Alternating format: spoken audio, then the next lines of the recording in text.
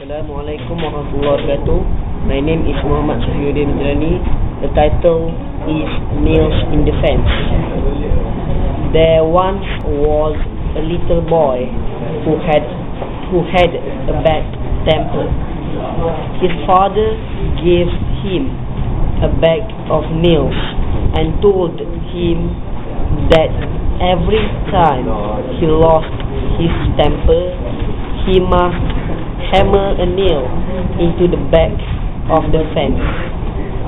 The first day, the boy had driven 37 nails into the fence. Over the next few weeks,